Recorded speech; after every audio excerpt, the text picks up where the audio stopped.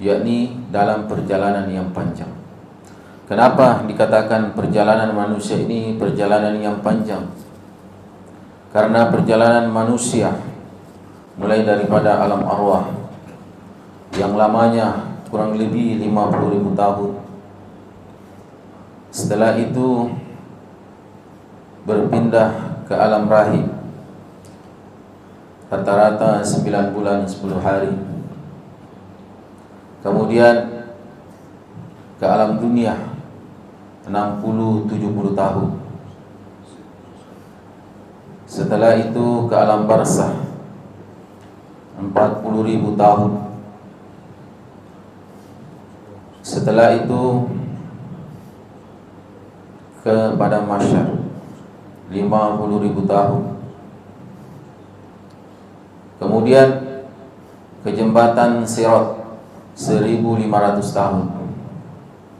500 tahun mendaki, 500 tahun mendatar, dan 500 tahun.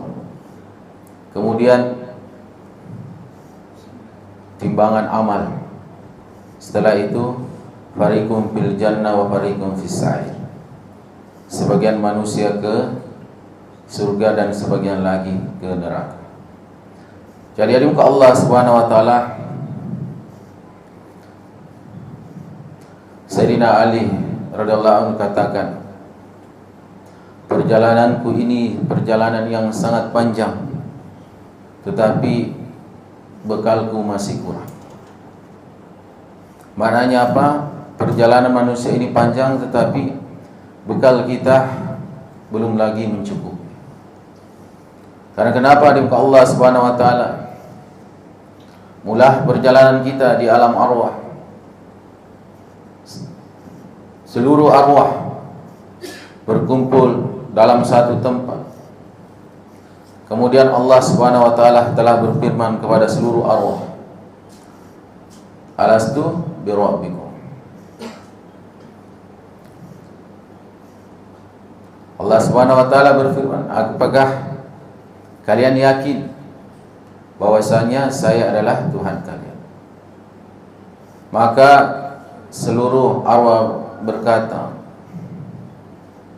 qalu bala syahid, benar engkau adalah Tuhan kami.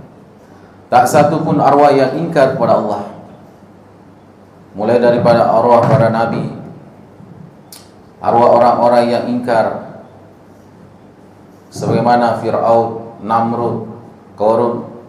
Tidak ada yang ingkar satupun akan persaksian bahwasanya Allah Subhanahu wa taala adalah Tuhan mereka. Kemudian hari muka Allah Subhanahu wa taala, setelah manusia diberikan keyakinan oleh Allah Subhanahu wa taala di alam arwah, dipindahkanlah manusia satu persatu ke alam rahim. Di alam rahim berada setiap manusia kurang lebih 9 bulan 10 hari pada umumnya. Jadi duka Allah Subhanahu wa taala penciptaan daripada jasad kita, awalnya mulai daripada nuktah, yaitu setetes air yang sangat hina di mata kita, yaitu air mani, yang kita pun merasa jijik dengan air tersebut. Tetapi itulah asal kita, asal daripada jasad kita, mula-mula daripada setetes air mani. Kemudian setelah 40 hari berubah menjadi segumpal darah. Setelah 40 hari berubah lagi menjadi segumpal daging. Setelah itu ditiupkanlah daripada ruh ke dalam daging tersebut, sehingga mulailah bergerak-gerak. Tangan mulai telah sempurna, kaki sempurna, mata pun sempurna, anggota-anggota tubuh kita pun telah sempurna. Jadi sempurnanya jasad seseorang ini di dalam rahim daripada ibunya, daripada rahim emaknya.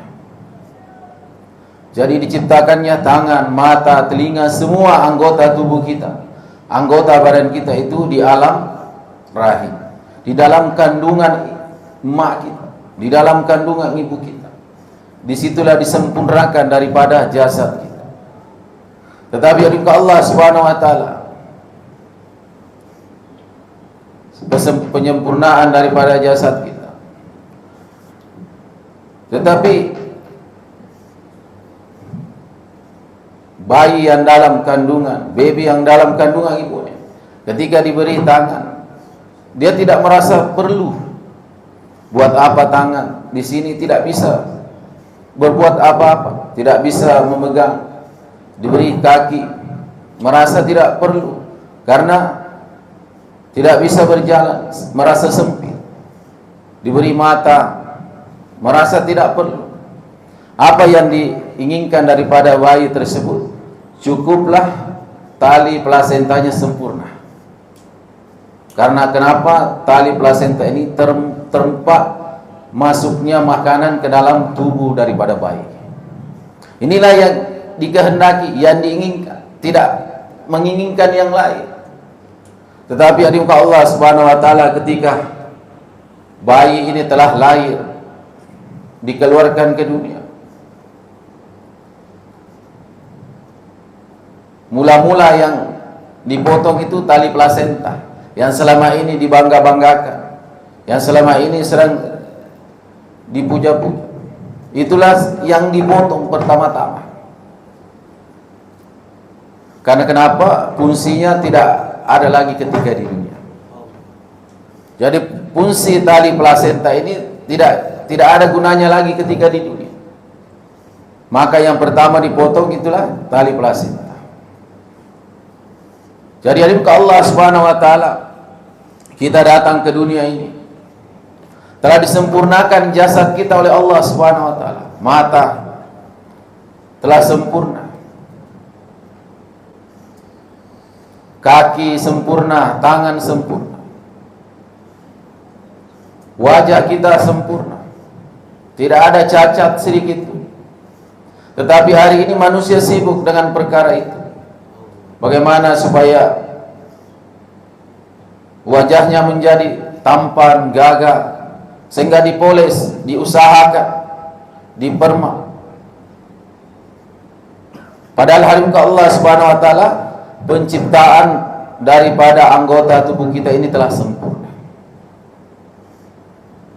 Tetapi kita belum merasa puas, tidak memahami apa maksud Allah Subhanahu wa taala mendatangkan kita ke dunia ini. Apa maksud Allah Subhanahu wa taala mendatangkan kita ke dunia ini? Wa ma khalaqtul jinna wal insa illa liya'budun.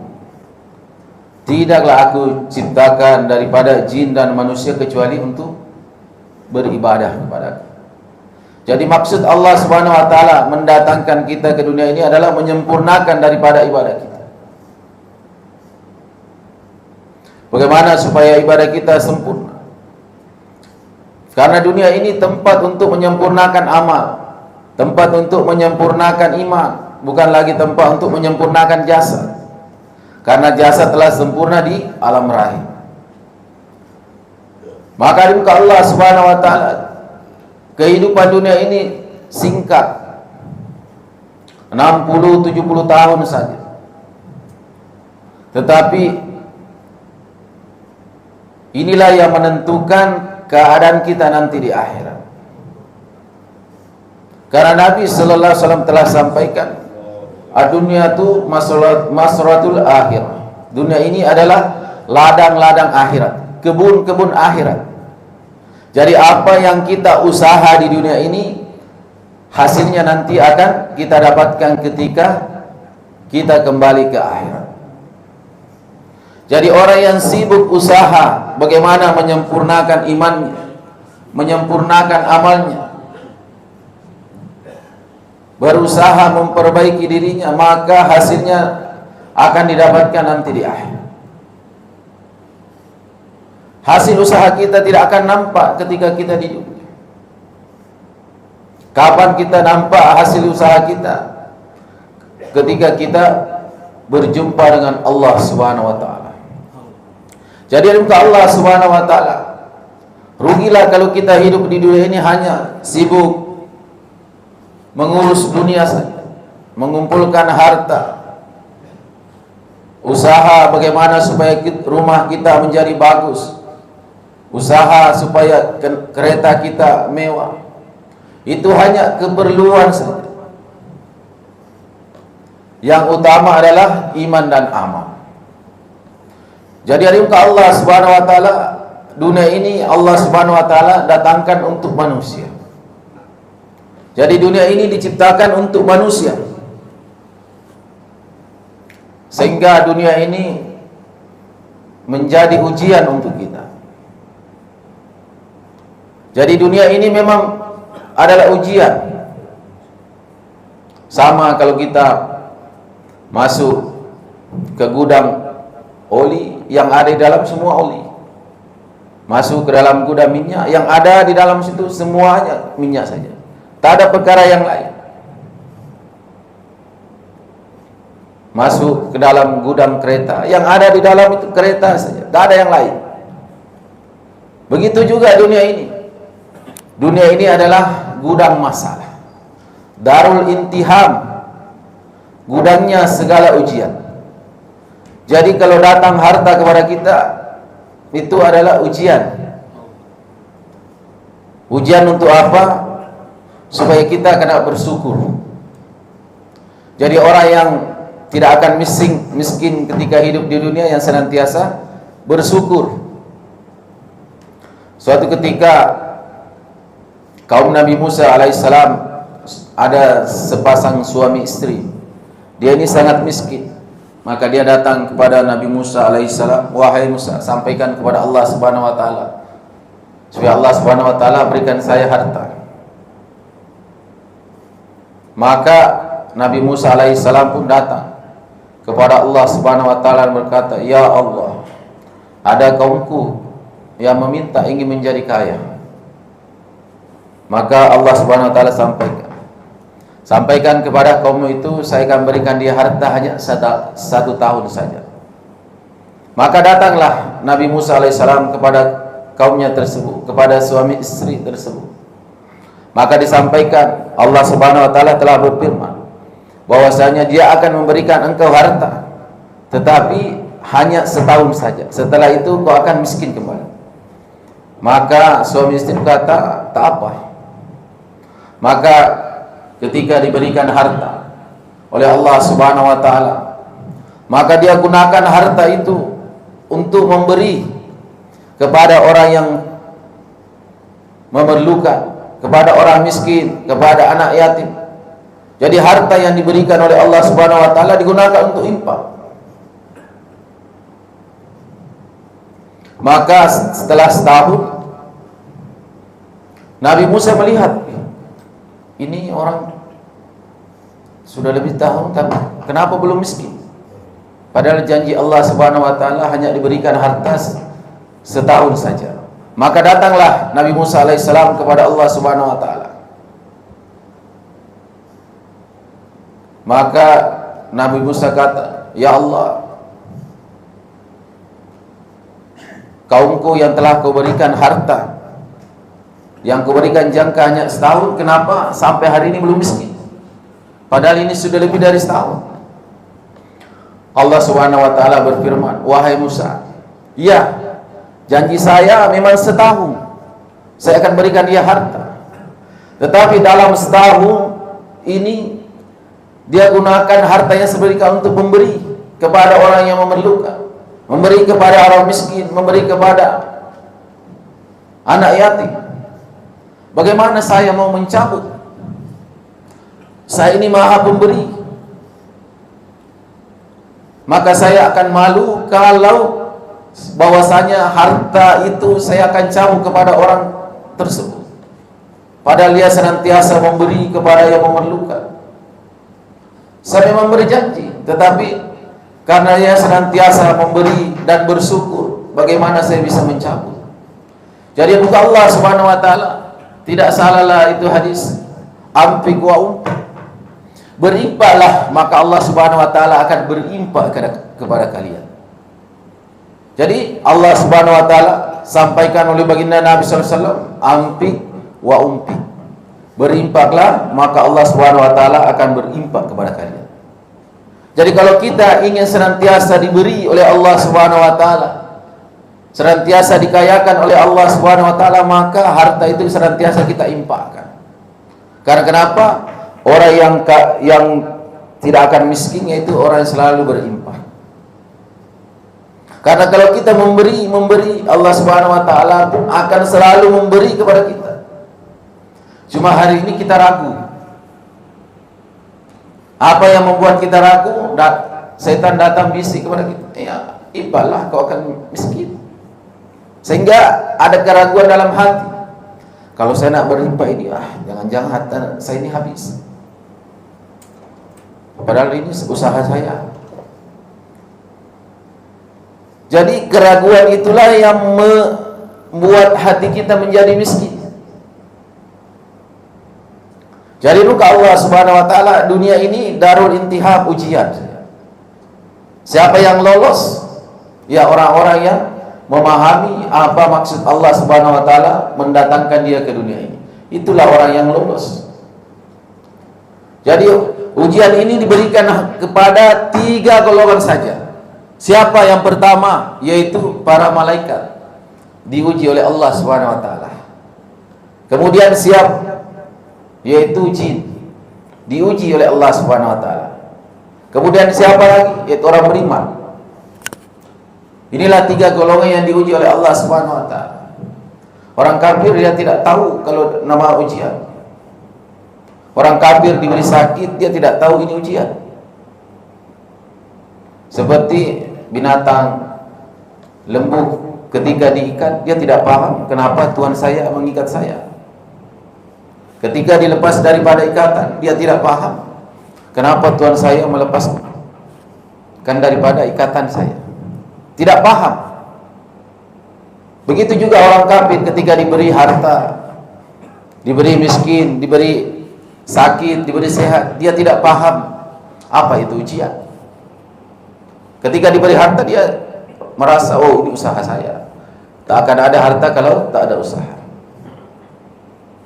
Tetapi orang beriman hadim ke Allah Subhanahu wa taala, ketika diberikan sakit oleh Allah Subhanahu wa taala, dia akan paham, oh Allah Subhanahu wa taala hendak menggugurkan dosa saya sehingga diberi sakit.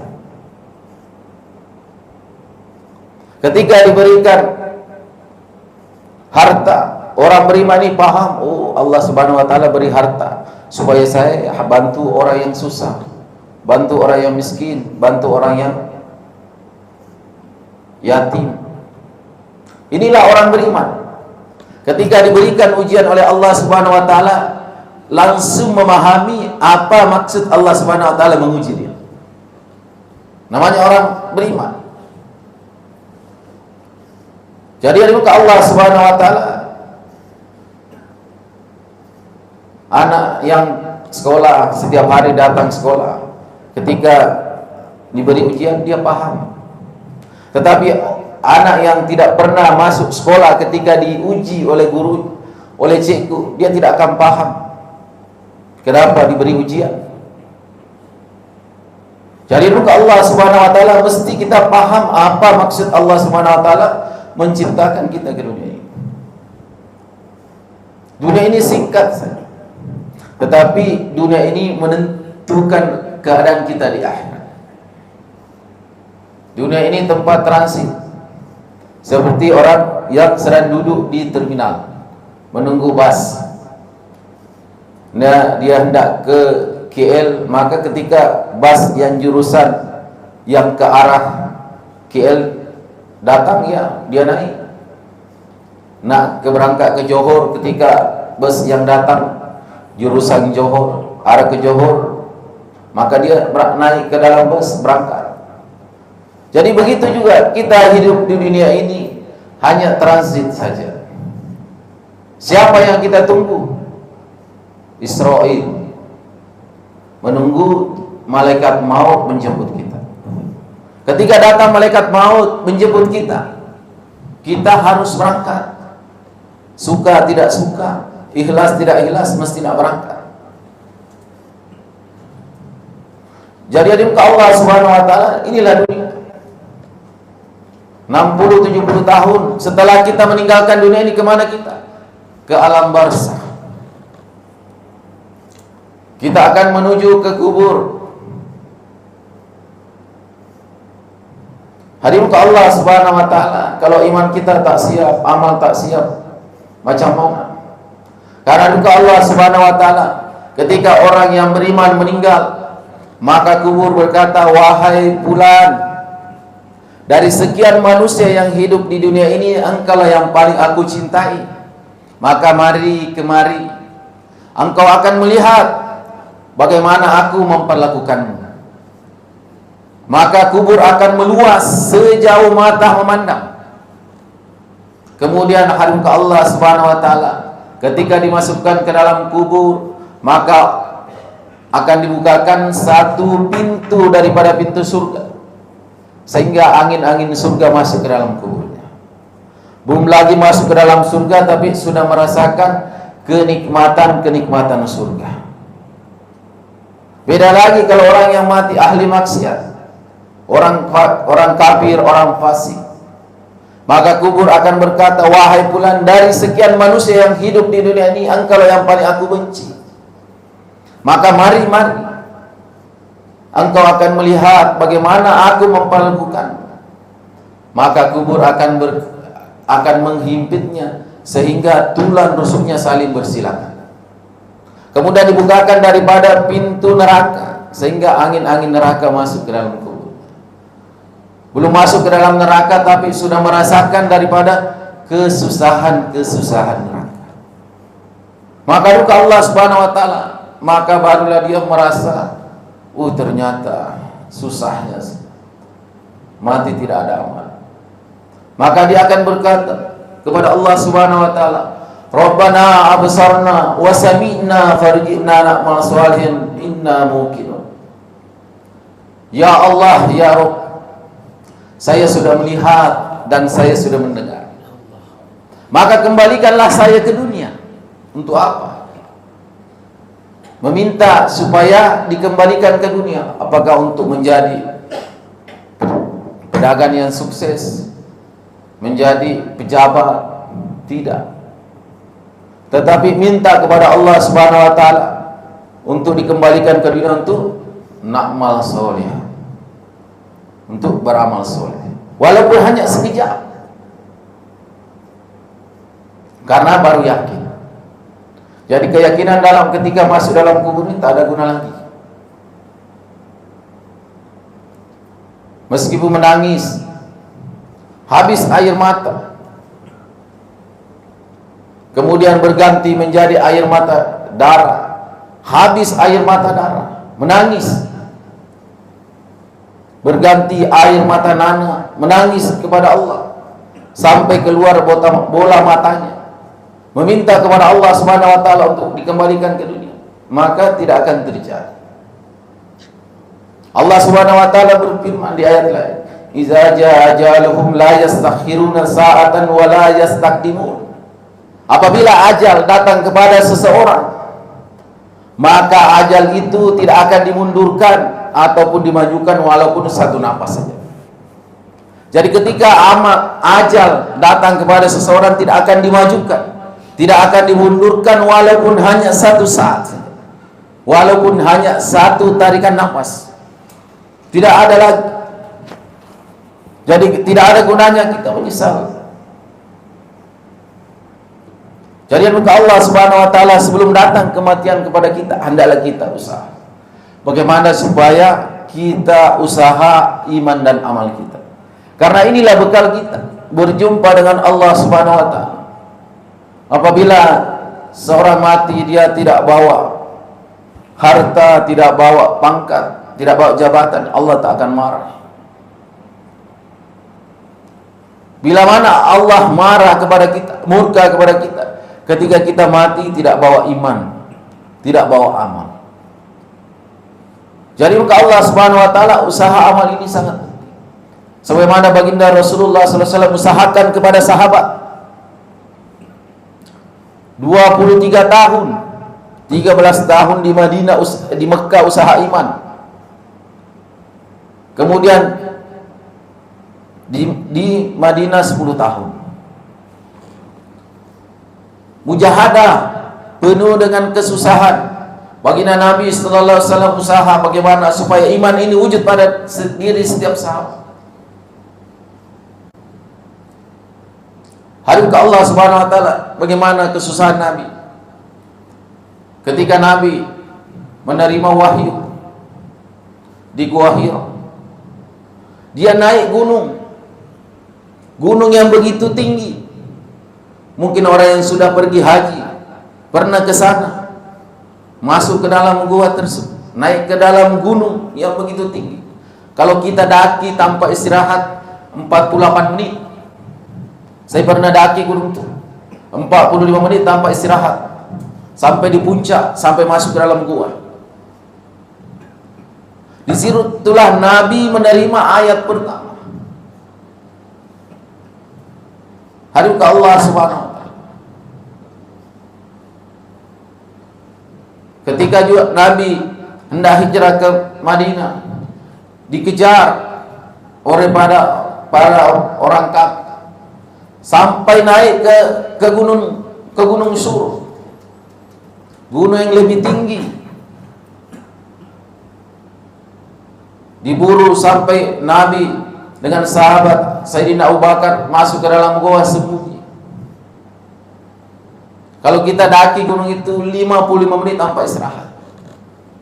Saya pernah daki gunung itu mulai daripada sholat subuh, setelah sholat subuh mendaki gunung tersebut 55 menit tanpa istirahat. Waktu itu umur masih muda, 33 tahun. Hari ini untuk Allah Subhanahu wa taala kita berangkat haji, berangkat umrah. Mana kita tengok perjuangan Nabi sallallahu alaihi wasallam. Bagaimana kesusahan baginda Nabi sallallahu alaihi wasallam bawa ini agama. Di atas gunung yang umumnya jemaah haji ketika berangkat ke tanah suci yang ditengok tempat wukuf, yaitu gunung apa? Jabal Rahmah, tempatnya Nabi Adam bertemu dengan istrinya Sayyidatina Hawa. Itulah yang senantiasa didatangi. Kadang minta jodoh di situ, minta kaya di situ. Banyak saya tengok orang-orang Indonesia berangkat ke sana nak minta jodoh, minta kaya. Padahal hadirin ke Allah Subhanahu wa taala tak mesti orang minta kaya. Kalau Allah Subhanahu wa taala terima hajinya seseorang, maka dia tidak akan miskin sampai mati. Jadi orang yang diterima hajinya oleh Allah Subhanahu wa taala, maka dia tidak akan miskin sampai mati. Jadi hadirin Allah Subhanahu wa taala yang kita usaha kalau kita berangkat haji bagaimana perjuangan Nabi sallallahu alaihi wasallam di Gua Hira dalam keadaan kedinginan menerima wahyu. Kemudian di Gua Sur di atas ditombak oleh orang kafir. Kesusahan Nabi sallallahu alaihi wasallam untuk apa? Nabi SAW mujahadah susah payah untuk agama. Bagaimana supaya agama ini wujud pada diri setiap manusia? Bagaimana supaya agama ini masuk ke dalam hati-hati setiap manusia? Supaya apa? Supaya manusia terselamat daripada azab Allah Subhanahu wa taala. Hadirin Allah Subhanahu wa taala, 23 tahun Nabi sallallahu alaihi wasallam usaha. Bagaimana supaya agama ini wujud pada diri setiap manusia? Supaya semua manusia ini masuk ke dalam surga. Ya ayuhan nas qulu la ilaha illallah tuflihu. Wahai manusia, ucapkanlah la ilaha illallah maka kalian akan berjaya. Jadi bukan Allah Subhanahu wa taala, usaha agama ini usaha untuk menyelamatkan manusia. Bagaimana supaya manusia ini selamat daripada azab Allah Subhanahu wa taala. Sehingga semua manusia masuk ke dalam surga. Tidak ada manusia masuk ke dalam neraka. Inilah pikir Nabi sallallahu alaihi wasallam. Sehingga ketika baginda Nabi sallallahu alaihi wasallam hendak meninggal, dicabut nyawanya oleh malaikat Israel, apa pikir Nabi? Ummati, ummati, umatku, umatku. Bagaimana keadaan umatku? Maka ketika baginda Nabi SAW sakaratul maut, maka bertanya, wahai Israel, kemana Jibril? Maka Israel kata, Jibril alaihissalam menghadap Allah, mempersiapkan penjemputan daripada roh engkau, arwah engkau ya Rasulullah. Maka baginda Nabi sallallahu alaihi wasallam menengok ke atas, melihat Jibril alaihissalam turun daripada langit. Maka ditahan, wahai Jibril, berhenti. Maka Jibril kata, ada apa ya Rasulullah? Kenapa engkau tidak ada tanda engkau bahagia? Pada Allah Subhanahu wa taala telah mempersiapkan segalanya. 7 pintu langit telah dibuka untuk menyambut arwah engkau. Semua malaikat telah dikumpulkan. Tetapi Nabi sallallahu alaihi wasallam tidak ada senyum sedikit. Maka Nabi cakap, wahai Jibril, bagaimana keadaan umatku sepeninggalku? Yang dipikirkan Nabi SAW ketika sakaratul maut ini umatnya, bukan istrinya, bukan anaknya, tetapi umatnya. Maka Jibril SAW kata, wahai Rasulullah, ketahuilah tidak akan masuk surga umat-umat terdahulu sebelum umatmu masuk dalam surga. Maka Nabi pun tersenyum. Jadi pikir Nabi sallallahu alaihi wasallam yang ada dalam pikirnya, kepalanya itu bagaimana supaya umatnya selamat masuk ke dalam surga. Dan hadim ke Allah Subhanahu wa taala. Yang terakhir, apa pikir baginda Nabi sallallahu alaihi wasallam bagaimana supaya semua umatnya ini menjadikan dakwah maksud dan tujuan hidupnya. Sebagaimana pikir Nabi sallallahu alaihi wasallam, kita mesti memikirkan bukan hanya diri kita, bagaimana memikirkan anak istri kita, memikirkan jiran kita, memikirkan orang-orang yang di kampung kita yang belum lagi sholat, bagaimana supaya mereka sholat. Jangan hanya kita saja yang selamat, tetangga, jiran kita tak selamat. Maka mesti kita pikirkan mereka. Maka Allah Subhanahu wa taala telah menghantar nabi, seluruh nabi dan para sahabat hanya untuk perkara ini saja. Bagaimana supaya menyelamatkan semua manusia daripada azab Allah. Maka itulah jamaah-jamaah diantar kemana-mana, ke seluruh dunia, bukan hanya perkara yang lain. Tidak ada perkara yang lain selain bagaimana supaya manusia ini terselamat daripada azab Allah Subhanahu wa taala. Maka bagaimana saya mengajak kepada tuan-tuan yang ada di sini, supaya bagaimana pikir ini dalam pikir kita, supaya semua manusia selamat daripada azab Allah Subhanahu wa taala. Maka sekarang kita semua siap insyaallah. Benarnya daripada Allah Subhanahu wa taala, salahnya daripada saya sebagai orang yang belajar. Maka kita tutup dengan tasbih kifarah majelis. Subhanakallahumma wa bihamdika asyhadu an la ilaha illa anta astaghfiruka wa atubu ilaik. Assalamualaikum warahmatullahi wabarakatuh.